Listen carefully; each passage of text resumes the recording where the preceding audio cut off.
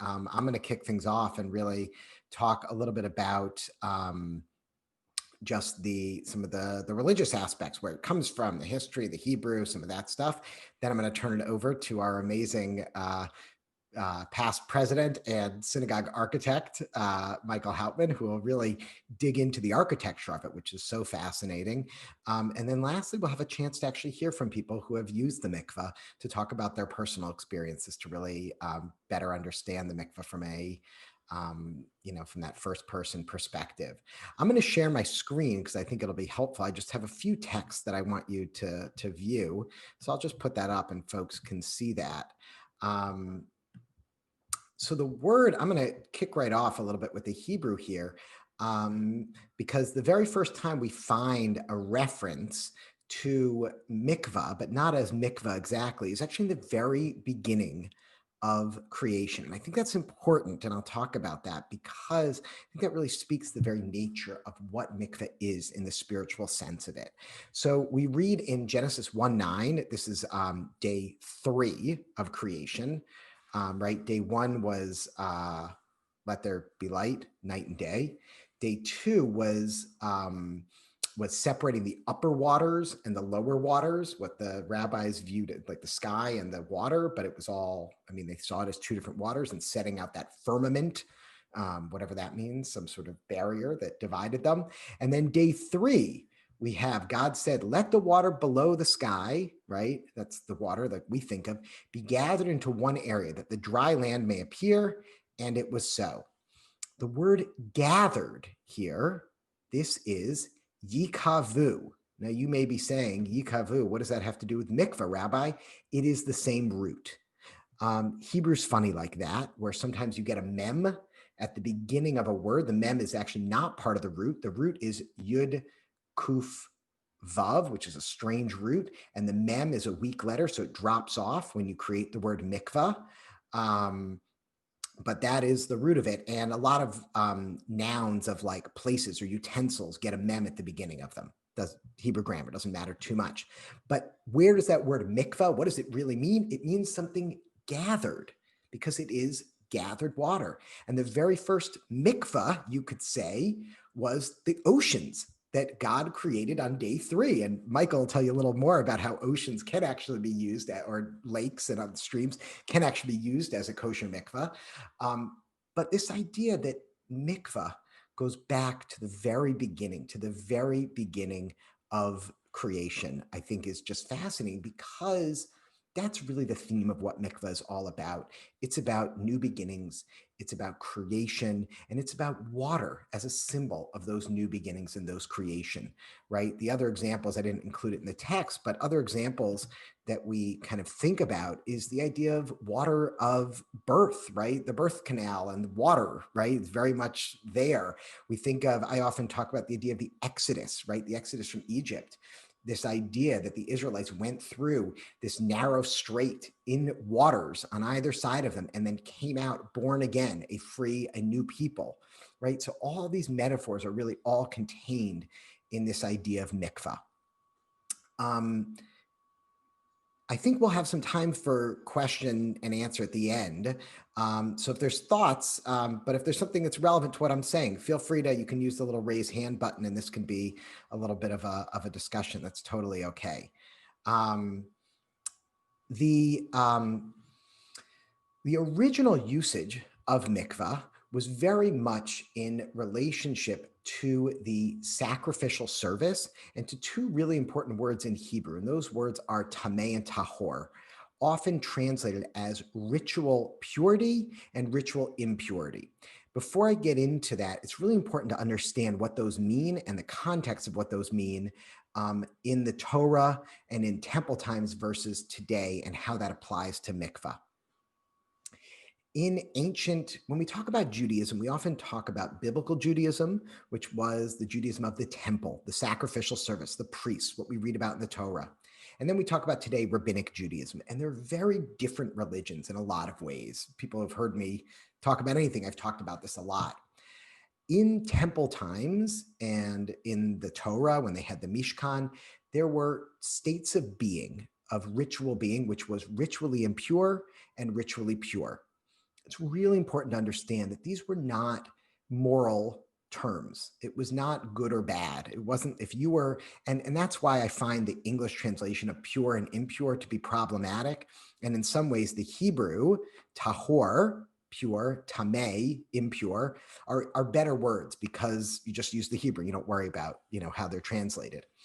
But in the temple times, you would become ritually impure due to a lot of things. A lot of things could make you ritually impure, and things that happen to all of us all the time.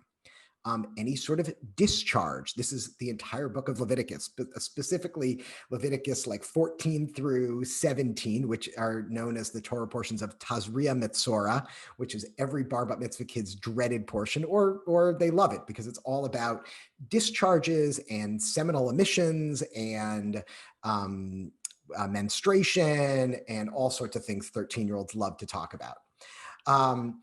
But all of these different things would make you ritually impure.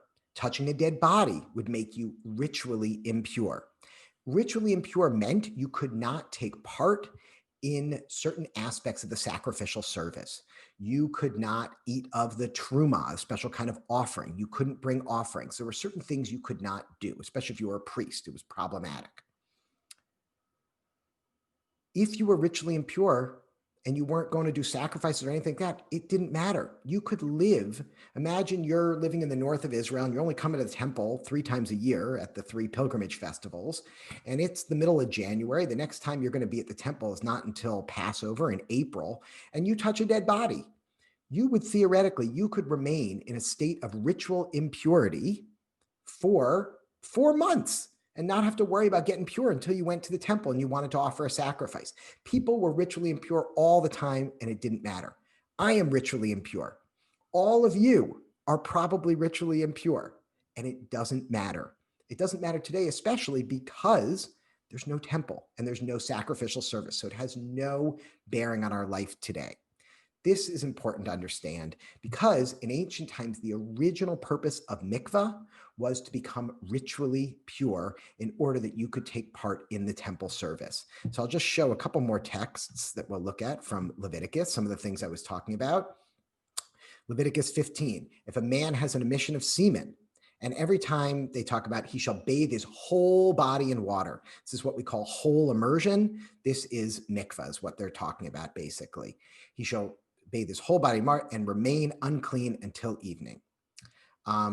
When one has a discharge, becomes clean of his discharge, he shall count off 7 days before washing and bathe his body in fresh water. And we're going to talk about this in a little bit. The word is mayim hayim, literally living water. This is, and Mike, I think I'll speak more about this, but this is one of the requirements of mikvah. It can't just be any old water that comes from the tap. It has to be this, what they translate as fresh water in this, or I love mayim hayim, living water. What a powerful idea that relates to some of the stuff we talked about at the beginning. This one is going to get a little more problematic, and I'm going to talk about this now as we switch to rabbinic in a second. Leviticus 18. Do not come near a woman during her period of uncleanliness, during her nidah, menstruation, tum'ata, her menstrual period of tameh, of impurity, to uncover her nakedness, right? And legalut arvata, to uncover her nakedness, it implies sexual intercourse is what they're talking about here. This is important because nidah, menstruation, touches on both biblical mikvah and its relationship to purity, impurity, and rabbinic mikvah, which we're going to get to in a second, and how that kind of changed. So biblically speaking, if a woman was menstruating, just as the same if a man had seminal emissions, they would become impure ritually, and before they were to offer sacrifices, needed to become pure. Okay. But again, that actually had nothing to do with a state of being, morality, or anything like that, right? It wasn't like bad. It wasn't she was dirty or yucky or anything like that. Separate from that, completely separate from that, there is a commandment that's stated here that you cannot have sexual relations during your period of nidah. Okay. Therefore, what happened was there was basically a confluence, and in some ways, I think an improper confluence that took place during the rabbinic era. The temple's destroyed, and what we see in the Mishnah, the first level of rabbinic literature that's written around between the years 0 and 200, what we see in the Mishnah is there's actually a whole tractate on Mikvah. Mikvah is what it's called. There are 6 orders of the Mishnah. I'm getting into a little bit here, but there are 6 orders of the Mishnah. The 6th order is called Tahorot. It's all about purity and impurity, right? Tahor and Tameh, those terms we talked about. Of the 6 orders of the Mishnah, 5 of them are expanded upon in the Talmud, that next layer of rabbinic literature around the year 4 to 600 CE.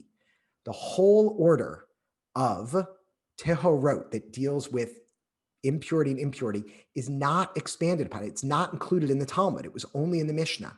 The reason is because all of it was irrelevant by the time the rabbis were living in the 4th, 5th century, because there was no temple, there was no sacrificial service, there were no priests anymore. The temple had been destroyed for hundreds of years, and they thought it was going to be a while before it came back.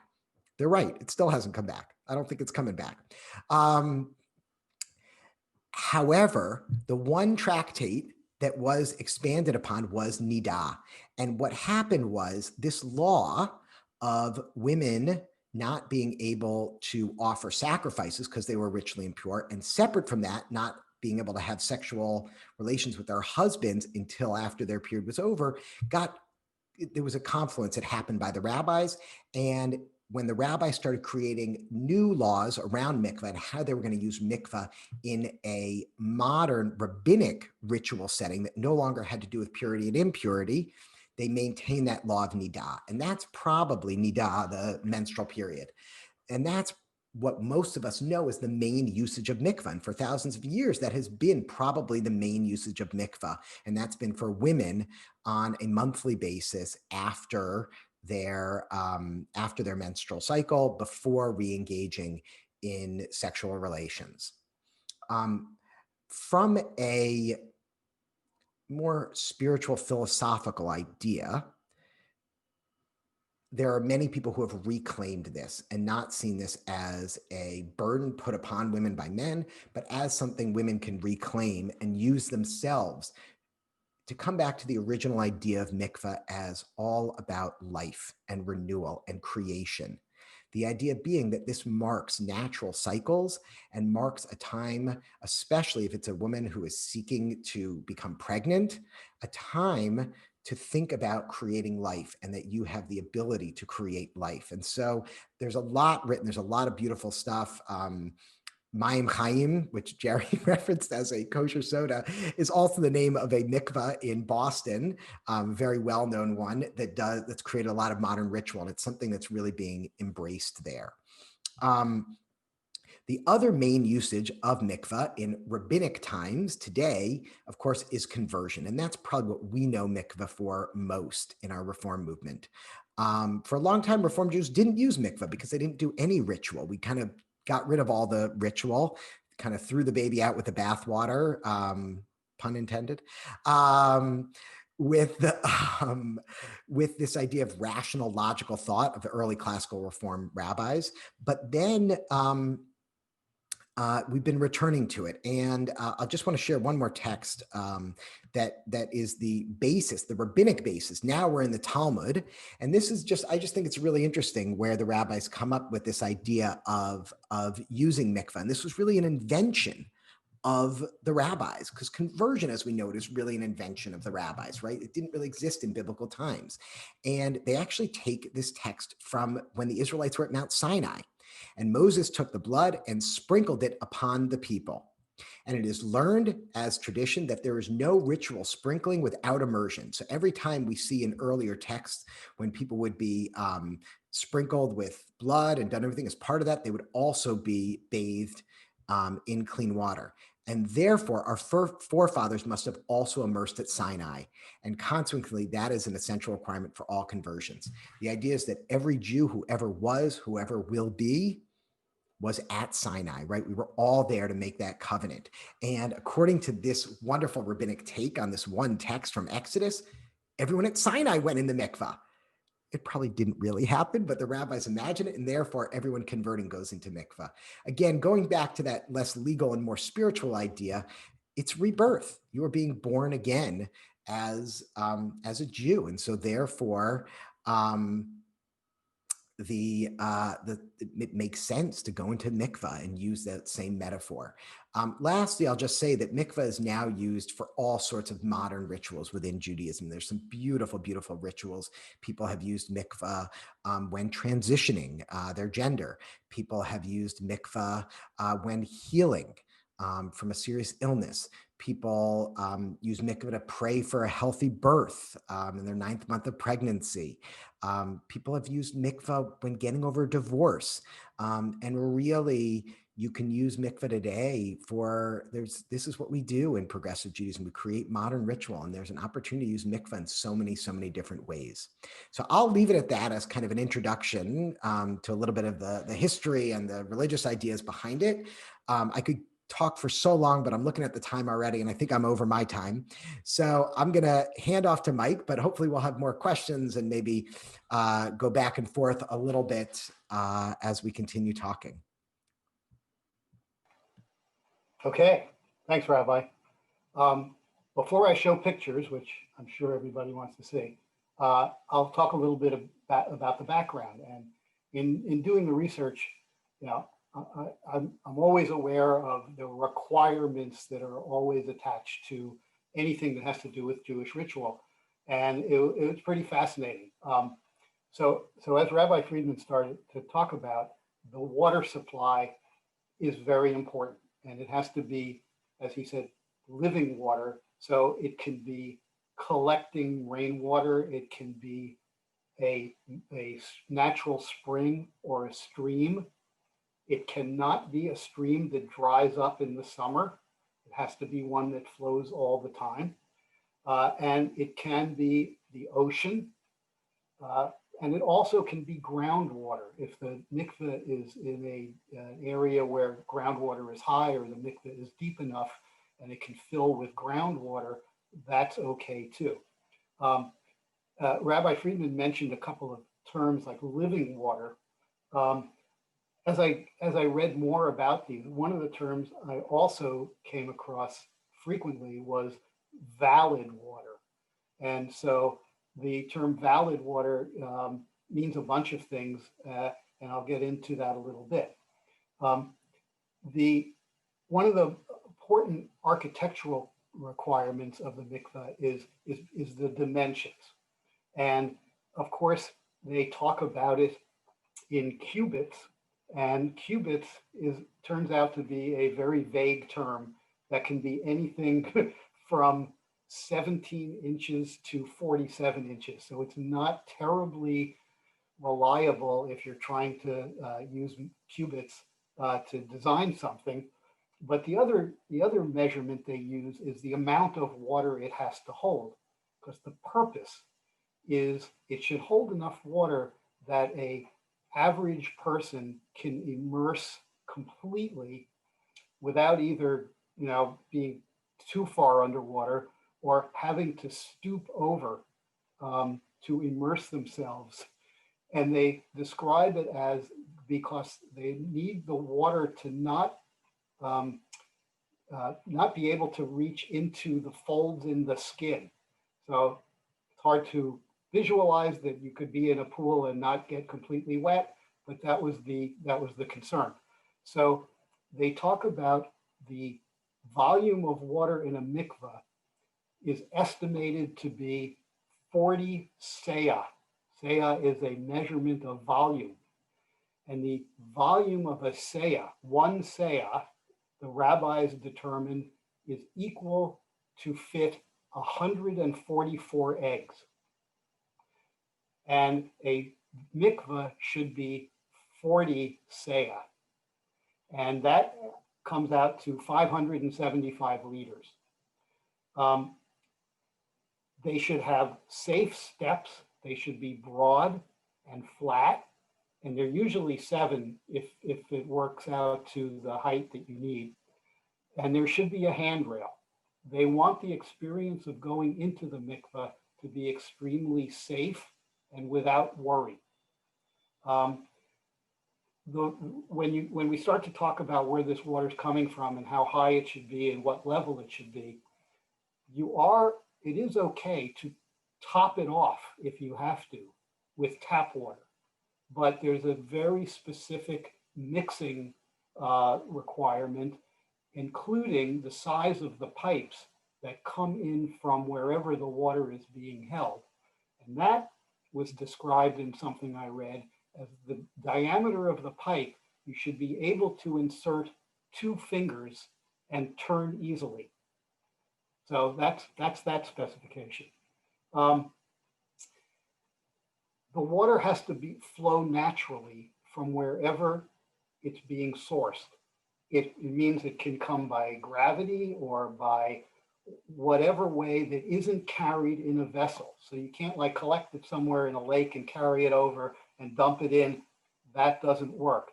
There are some workarounds, of course, like there are in most things, but if there's like a pipe coming out of the other end so that the water can flow into this container and flow out the other end, that might be okay.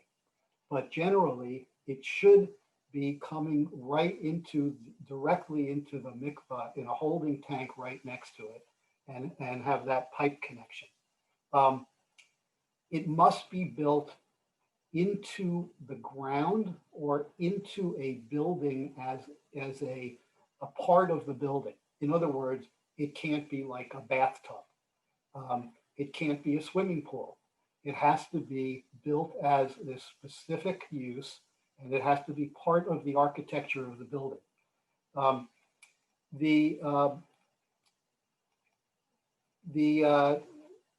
Even the tiles that are on the floor of the mikveh cannot have any inscriptions or any kind of irregularities in the back of the tile, the part that's facing the ground, because they don't want water to collect under the tile and not be able to be cleaned out. Many mikvahs, especially urban mikvahs these days, collect water on the roof, and then rainwater conductors, gutters and downspouts can feed the mikveh, the holding tank for the mikveh, but they require certain things to make sure that that's all kosher. And for a while, when concrete became used in construction, at first concrete was allowable to build a mikveh as long as it didn't have steel in the concrete. And they found out pretty quickly that concrete without rebar doesn't last very long. So they now allow steel reinforcement in concrete.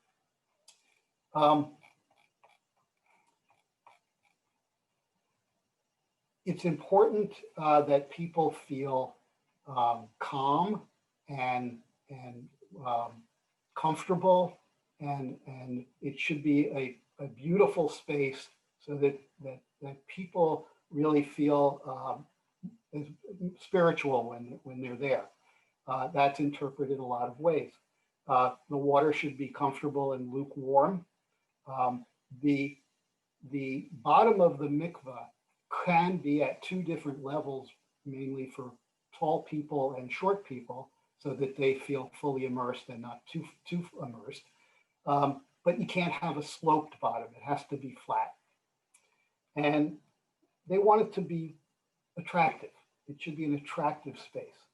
It should be well ventilated. It should be well lighted. And some mikvahs have a preparation room connected to the room that has the mikvah in it.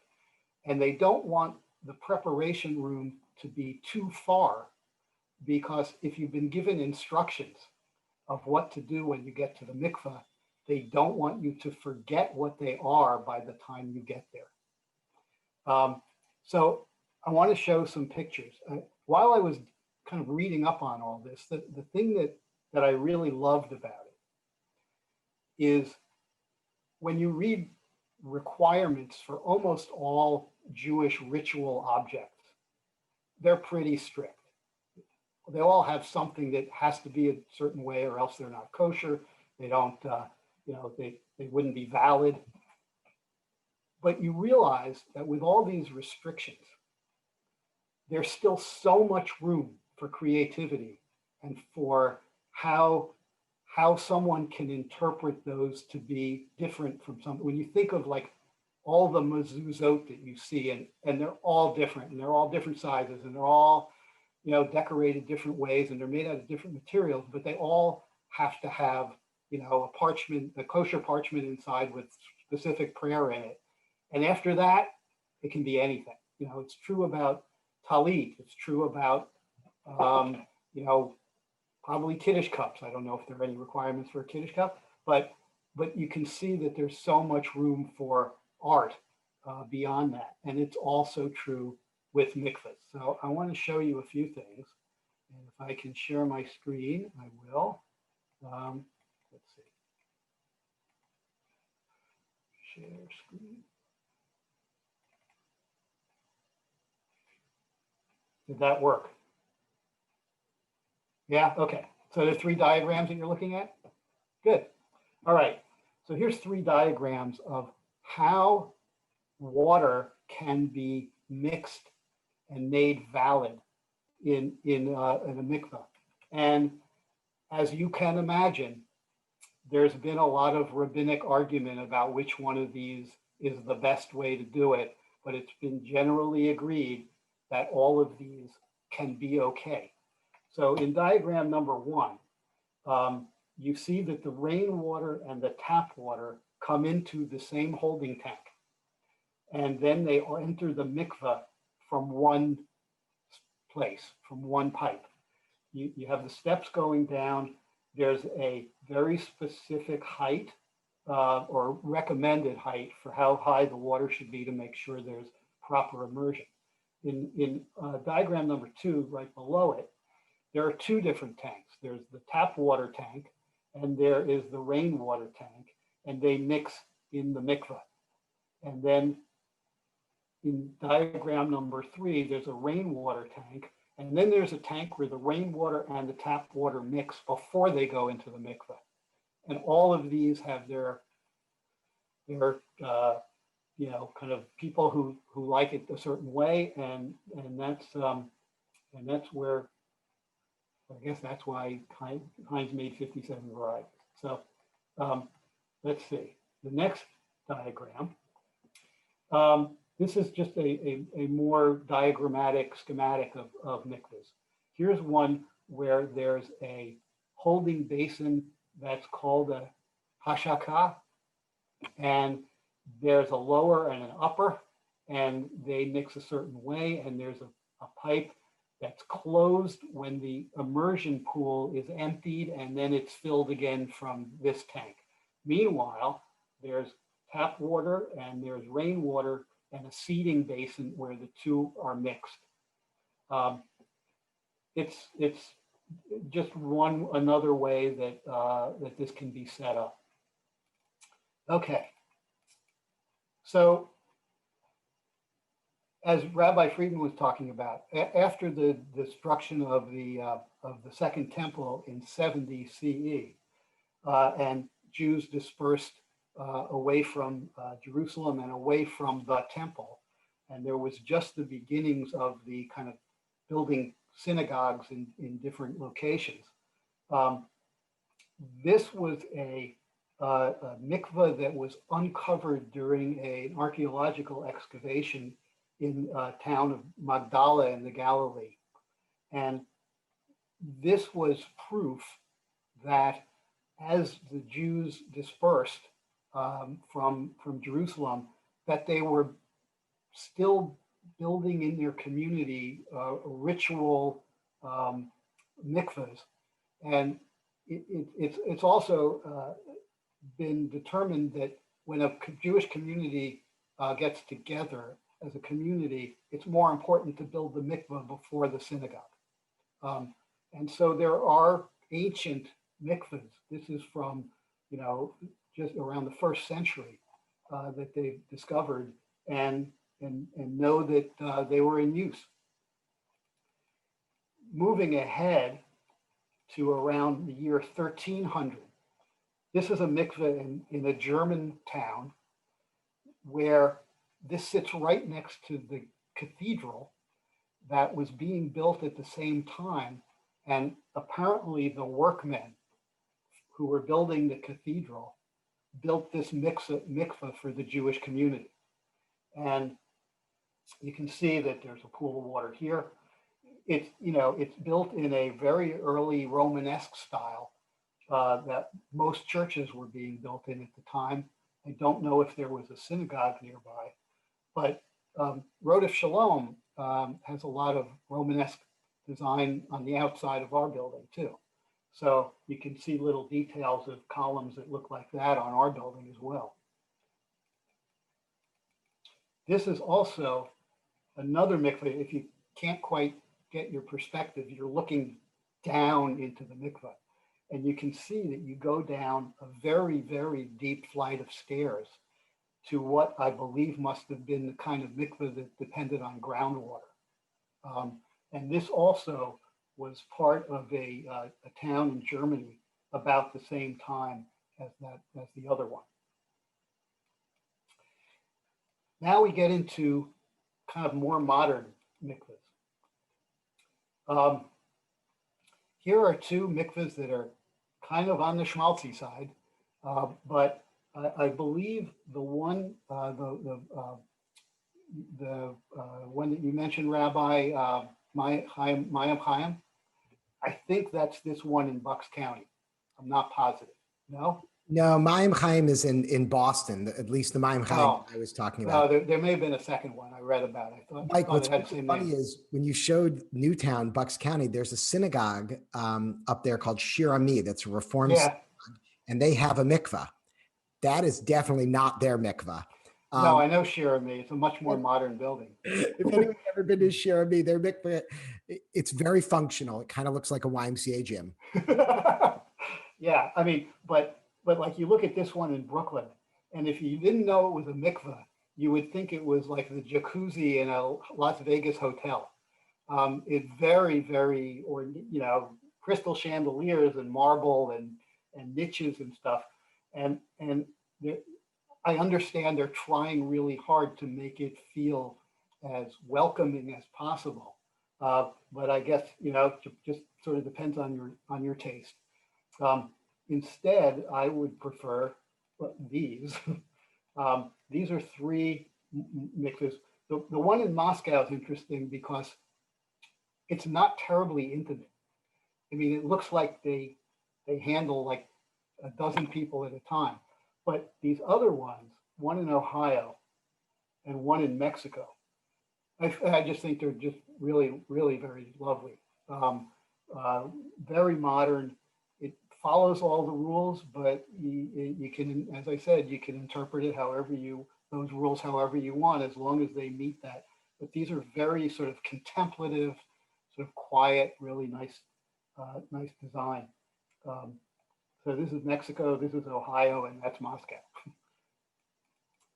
And then finally, this was one that I was just really intrigued by. This is a new one and only mikvah in Seoul, South Korea. Didn't know there were Jews there particularly, but here's a really great way that they've combined their their Asian vernacular with the Jewish requirement for a mikvah, where you can see this sits on the roof of a building, and it uses the same kind of ancient Asian design that they would have built any building out of. And inside, it has that really nice pool and kind of this waterfall thing, and all the carved wood, and it's a really amazing design for a mikvah. There were other pictures that had a lot of rabbis standing in it. Obviously I think it's a Chabad organization. So but I had to show this one just because it was probably the most interesting, different one that you could find. So I think I've used up my 15 minutes, and I think we can move on to the next part of the program. And I have to unshare my screen. So we have two folks with us who have personal experience with Mikvah that are going to speak about it. Matt or Rachelle, I don't know if one of you wants to go first. And Mike, you still need to oh, there we go. Yep. Perfect. Rachelle, you can go first if you like. Okay, sure.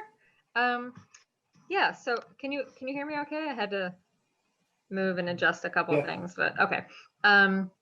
Yeah, so I've been to the mikveh in where is it? Wynwood? A few times. The first time was for my conversion. Second and third time were during my 9th months of pregnancy. And every, obviously I haven't done a weekly immersion, but every time was very different, special, and unique. And every time I've gone, I felt like it was so magical and so special that, I was like almost looking for transitional times that I could go again. And obviously you can go anytime, right? But I think when some of this 2020 stuff ends, I think that'll be a worthy time to go again. But yeah, I mean, I think if you go during a transitional time, it's obviously a time of contemplation and a time of inward looking, or spiritual quest, or there's many reasons obviously to go. But for me, I don't know, it's interesting in that it's my first time. I think I was very curious as to how I would feel, because ultimately it's a very simple thing, right? You're just disrobing and immersing yourself in water, which people do pretty regularly, right? I mean, I guess not in a pool, in a mikveh, but people get naked and people get wet, right? But just the, there's like there's rules to follow in creating a mikveh. There's rules to follow before submerging. You have to be extremely clean. There's discussion on how to clean your cuticles and your belly button, and things that I certainly don't fine tune before I bathe in any other situation. So I think just taking the moment and taking the time to think about, just to, I guess, separate it, to have it as a separation, and to have it as a special moment is, gives you that time before submerging. And then in my situation, and I think in many, there's someone like a mikvah person that is there and will give kavanah, so give intentions for reading, and just some alone time to reflect before immersion. And I think my first time, I think I felt nervous, and why people do this all the time, but I think it's just really powerful because it's you're alone, it's very quiet, and when you're under the water, it gets even more quiet. But I think so there's this juxtaposition of something that is seemingly very simple, but also very deep and powerful and moving. And while you're alone in there, it almost feels like you're, joining thousands of people before you that have done it. And yeah, I don't know. I think, I think it's just a really meaningful thing that connects me with Judaism, and yeah, I found it very powerful. I don't know. I could blabble about it for a while, but I'll turn it over to you, Matt, unless anyone has questions.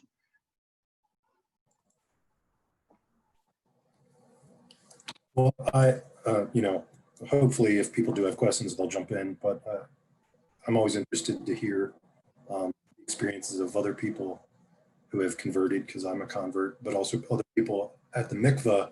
And I say that because I've been twice now, and I did it for my conversion, but we also did and I don't know what the name of this procedure would be, but my daughter Evelyn was born September a year ago, and my wife is not a convert; she's not Jewish, but we wanted to raise Evelyn Jewish, so Eli walked us through whatever this ritual is called, and we immersed her.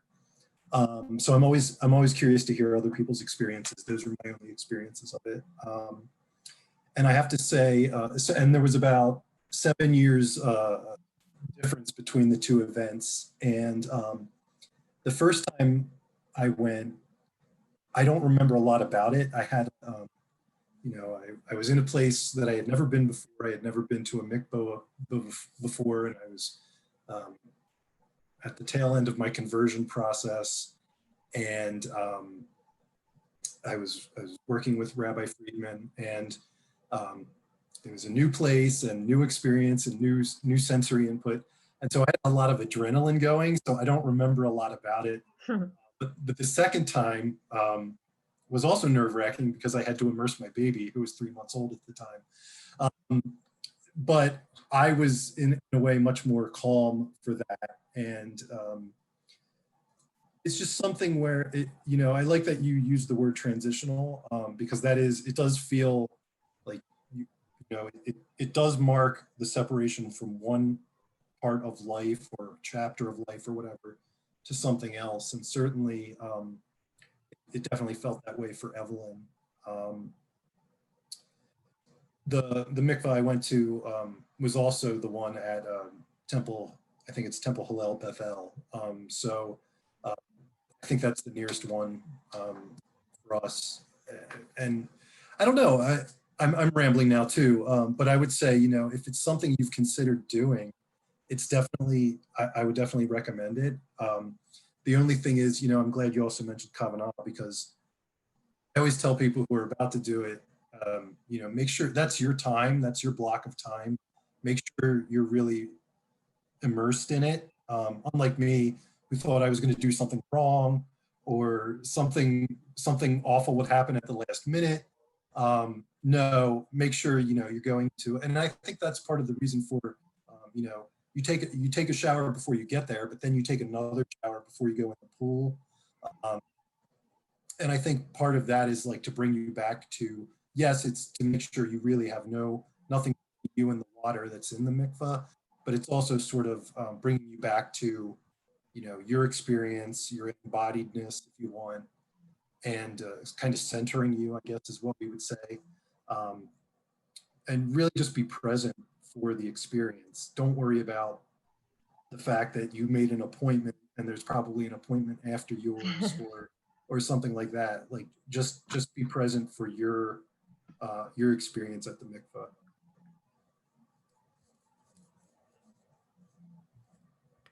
Thank you so much, Matt.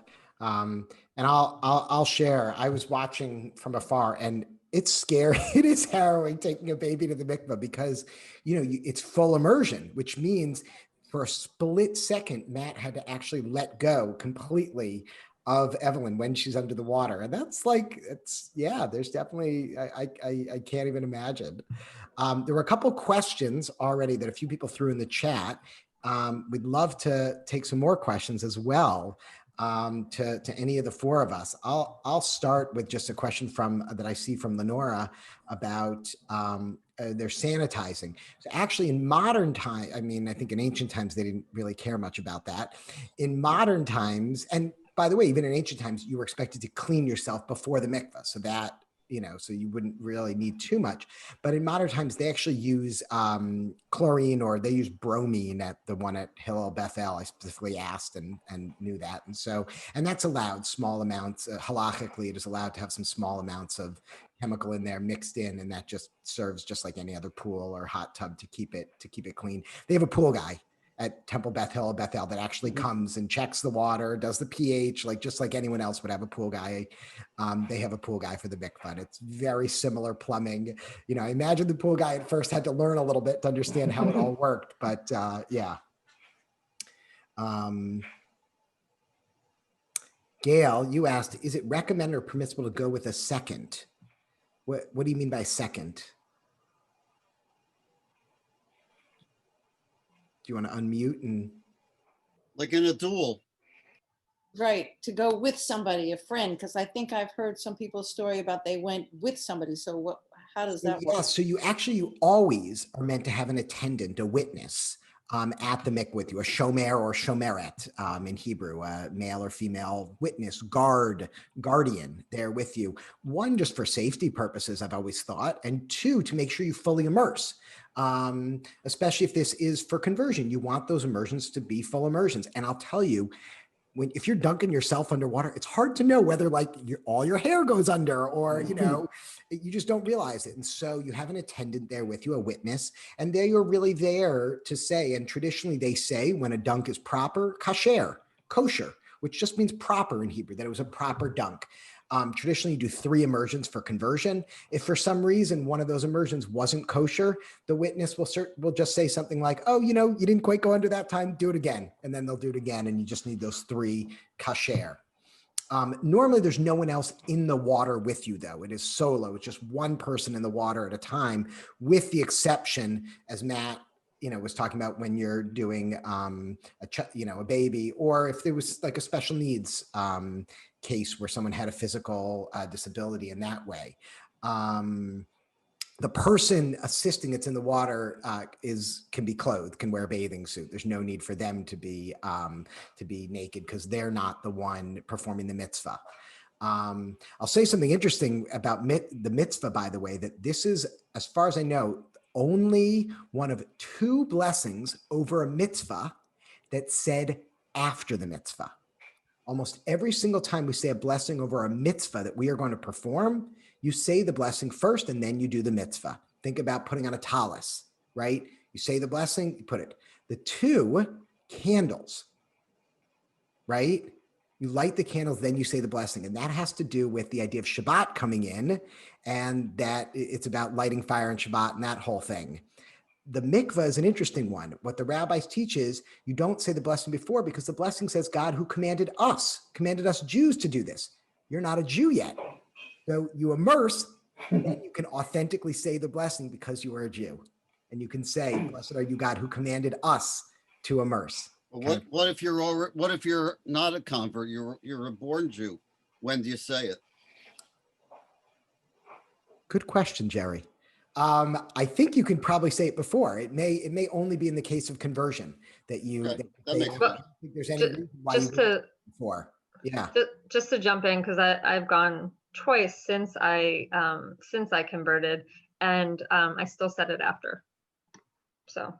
Yeah, I don't think it makes a big difference, but the majority of mitzvot, a blessing of our mitzvah, we say beforehand, which is interesting. Just an aside, but yeah. Is there a time requirement in the mikvah, too long or too short? No, I think you can. I mean, they schedule appointments, at least at Bethel. You have an hour, I think, total. You probably don't want to spend that long in the mikvah, but Lori, especially, who runs the mikvah there, never rushes anyone. You really have more than enough time, I would say. I don't know if Rachelle or Matt want to speak to kind of the time. I wanted to kind of jump off of something Matt said, because I definitely felt a little bit of pressure, knowing there were other appointments, I felt like I didn't want to take up too much time. But to Matt's point, it is a really special moment, and to try not to think about whoever might be coming behind you, and actually just take the time for yourself is really important. Yeah, if I'm sure if you were somewhere else where there weren't, they weren't booked up, it would be really nice to spend a lot of time. But Lori, who is the mikvah person there, definitely does not intend to rush anyway. She does encourage you to take your time. Yeah, I would agree with that. And by the way, anyone who hasn't met Lori, she's amazing. She's just really great at what she does. And I would say that, yeah, I never felt rushed. And not only that, even though I had this kind of internal pressure building, especially the first time, the atmosphere there is very soothing and relaxed and calming, which is what you would expect. But it's just such a, it's just remarkable that once you kind of cross the doors into the annex where the mikveh is, that's the atmosphere. It's just night and day, even from, to get into the area where the mikveh is located. It's like you pass the business office, a school attached to the shul. And so there's kids around and they're going to lunch and coming back and there's all this stuff. And it's like the everyday world, right? And then you go into the mikveh and it really is kind of a glimpse of that order of time we sometimes talk about, where Shabbat is supposed to be calm and peaceful and everything. It really is interesting how that atmosphere is captured there. It really is a quiet, contemplative space. Thanks, Matt. Very spa-like. Yeah. Benzion. I apologize if this issue or question or idea has been expressed before. It has to do with symbolism. The symbol of the mikveh as the uterus and the fluid and the water there as amniotic fluid. So is that? I spoke a little bit about that, Benzion, at the beginning when I talked about just the image of water, the waters of creation. It's the very first, the waters of the Exodus. And I'm totally with you. And I think especially as, Rachelle, speaking about someone in their 9th month of pregnancy, you're carrying this child inside the waters of the uterus, and the weight. I don't know if you talked about this, Rachelle, but I remember when my wife went to the mikveh, the weightlessness, there was something really, I don't know, special about that. Was like one of the things she specifically, I remember her talking about, just kind of you're heavy and your feet hurt and like just being suspended. There's something about that. I don't know if that's something you noticed as well. Definitely. Especially when you get to the 9th month, you're, you're carrying a whole extra person on you. And, so feeling weightless then is especially, you feel especially grateful for it. But the metaphor of, carrying a child while being submerged in water was not lost, and feels felt extra extra special. But it also made me think, I was like, oh well, I'm going to be heavier and I won't have to worry that I didn't fully submerge because but that doesn't really translate. So I'm noticing that the chat is disabled. Is that something you did, Beth? So I can't add a comment or a question. So my question is there something you did beforehand to get ready, or you just made the appointment and you got there and you had to go through all the bustle that you were talking about, Matt, and then when you're there, you can sort of center and calm yourself? It is funny. It is kind of like just making an appointment at the outset of it. Like you email Lori and say, I'd like to set up time at the mikveh, and actually, I guess RS's office assistant coordinated the time, but it's like, these are the times and slots available, which is kind of the reason, and Rachelle felt this too, is like, probably coming in after me. But yeah, I don't think there's anything special except you're advised beforehand to, like before you come, to take a shower. And I believe for women, they would want to make sure they don't have any nail polish on or anything like that. But for a guy, it's kind of like you take the shower and then you take a quick shower when you get there. I guess you can do things, it is like, there is a little bathroom. It's almost like, I don't want to say it, but it's almost like a locker room or a mini locker room. They have a hamper for your clothes, and you have a sink, and you have a shower, and I guess you could brush your teeth, you could floss if you wanted to, and make sure there's literally nothing, between your teeth or anything like that. Not that you're opening your mouth in there, but if you wanted to, and it really is like, that's the preparation for it. I'm a very down to earth person. I didn't try to create some sort of personal ritual or event. I had to go through it the first time and learn, it's incumbent on me to be in the right mindset. So then when I went with Evelyn, I kind of probably subconsciously geared up for it for the previous 2 days or so. So I'd be curious to hear what Rachelle's experience is.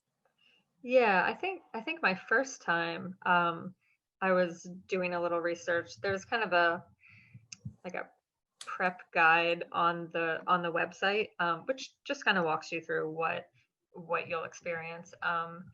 And I think on reflection after my first time, I wish I had not worried about the time constraints. And again, there wasn't like, oh, you've got an hour. There wasn't a clock on the wall or time, but it was something I was aware of. So leading up to my second time, I did do a little research for Kavanagh, for intentions, and I wanted to, I guess, bring my own intentions as opposed to, here's a list of intentions for you to read, and they were all lovely, and there were many things that I read that I didn't even realize I would have connected to. So I thought, that was really special. But I personally, knowing the experience, heading in the second time, I did a little, I just tried to create my own intentions to bring with me. Yeah, I think I checked the cleanliness list, 5 times of like, okay, did I floss? Did I clean my belly button? Did I take my earrings out? Do I have any? I don't wear nail polish, but it's, it almost feels, stressful. And then, and what Matt said, it is kind of funny. You go basically from a locker room where you're like, okay, I have to clean every part of me. And then, immediately, you're transcended to this spa-like, quiet, peaceful, beautiful space. And I don't know. Yeah. That. Thank you. I have a question for Matt. When you were there with your daughter, were you? I mean, I assume you were in the water. Obviously, you had to hold her, but were you fully submerged, or were you expected to be, or were you just strictly there? You were all business. It was all business. I was wearing a bathing suit, and a kippah. That was what I was wearing, and yeah, I was as much out of the water as possible. Although, of course, it's a couple feet, deeper than I am tall. So when I would go to drop Evelyn, which was, as Rabbi Freedman said, nerve-wracking, I would kind of go down a little bit. But I don't think I ever completely went under at any point. Almost, but never quite under. And obviously there was no expectation for me to do so. Oh, and one thing, to get back to an earlier question from Gail, about having a second person. So this Lori person is the I guess the mikveh lady for the one that we've been to, and having her there is the second person. But I am married to a woman, so I have the fortunate experience that I can bring, she could be in the room with me, but I believe it can only be a person of the same sex. Is that correct? Yeah, that's exactly right.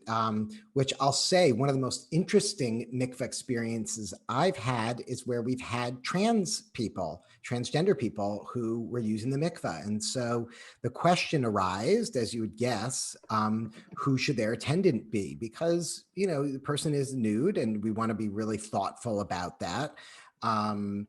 If the person, in my opinion, if the person identifies as a man, the person there should be a man, right? But I very much left it to the individuals in these case to really feel, you know, what was most important. I will say our community is large and diverse enough that actually, in the case of at least one of the trans men that I've worked with, it was another trans man who was his witness, and someone who he was friends with who was a Jewish trans man. And I couldn't think of a kind of better person in that role. It just fit and it made sense. Another trans man had a cisgender man who he was very close with, who was Jewish, and that was his attendant. And so I've really left it up to that person. And then if someone's non-binary, as Rachelle, that's exactly, I was thinking the same thing. I think, again, I would say ideally, if there's someone who's also non-binary, who is Jewish, that would probably be the ideal, but I would really leave it up to the individual. And thankfully, Lori Cooper, who runs the mikveh at Beth Hill, Bethel, is, you know, totally liberal in terms of that and doesn't kind of put any requirements and just says, you know, whoever makes sense for you and you feel comfortable as your witness, you would have there. So yeah, no, I think it's very interesting. And I was going to say, this isn't something, you know, the ancient rabbis probably had to deal with, but they might have, because actually they discuss, we see conversations about non-binary folks in the Talmud even. And so I don't know where they would have stood on this, but it's a very interesting idea that, and I'm very thankful that we have a progressive mikvah in our community that we're able to use, because an Orthodox mikvah wouldn't allow any of this and wouldn't even allow us to use it for, unfortunately, for Reform conversion or any other usages besides the traditional usages. Just to say before we close, I think we're coming to the end of our time, that we had planned this before COVID lockdown, and we were going to be in the mikveh. It was going to be a field trip, and Lori was wonderful and supportive, and we invited her to give us a virtual tour, but that didn't work for her. So I hope we will have an opportunity to go there in person, those of us who have not yet been, and she was most supportive. Yeah, I just want to add to that if you take all our participants, Rabbi Eli and Michael Hauptman and Rachelle and Matt, I feel that we had such a good experience of what it would be like.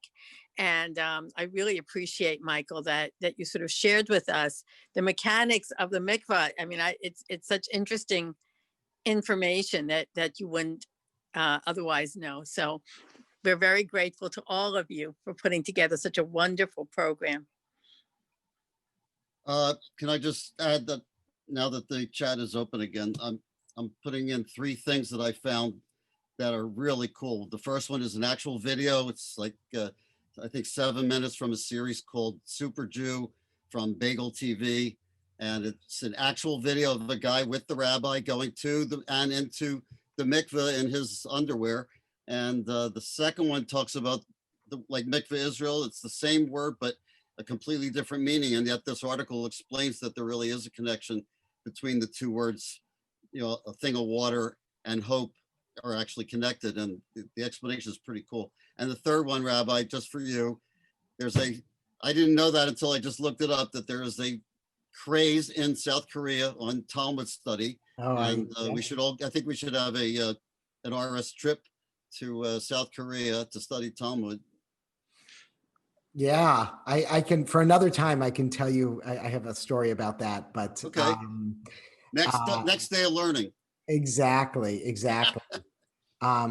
Len, I think the ocean, if I'm remembering correctly, the requirement is you have to get past where the waves break, and then you can just use the ocean as a mikvah once you're past the area where the waves break. Michael Hauptman may know better, but I'm pretty sure. Is that right, Mike? Oh yeah, I muted you. Thank you. You're on mute. It looks like he lost his video, but. Oh. No, you can Michael. talk. Yeah. Can you hear me? Yep. Somehow my video went away. I don't know. I don't know the answer to that one about the ocean. It didn't involve architecture, so I wasn't really paying attention. Only on a grand scale. Right. Yep. Okay. What about lakes? Yeah. Lakes are okay. Yeah. Lakes are okay. As I said, the only thing that isn't okay is if it's the kind of stream that disappears in the summer because it dries up and then it comes back in the winter. That's not okay because it's And not I'll- coming from an original source. For a while, the mikveh that we were using was closed, and I still had conversion students who really wanted to convert. And what I said to them was, we'll do the Beit Din online, and that's what we're still doing. Mhm.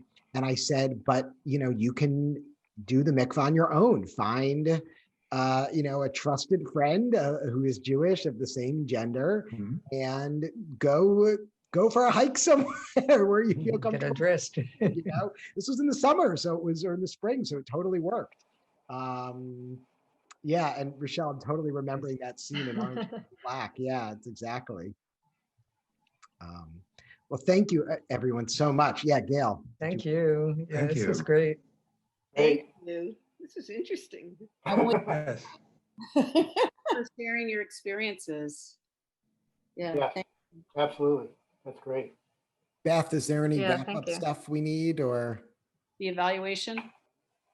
Oh, can that be done at the very end? Because I've never opened up these. Muriel, the only reason why you might not want to wait till the end is because while it's fresh in your mind, is a good time to do it. But if you want to do it at the end, you can do that too. But Sure. if you can do it as we go along, that lets us gather information as we're going along. So that's another good reason to do it now if you can. Thanks, everybody. Thanks Bye. so much. Thank This you. was wonderful. Have a Thank you great so Great much job. for putting this together. Okay. Thank you, everybody. It's great. Good to be with Bye-bye. you all. Thanks. Bye. Bye.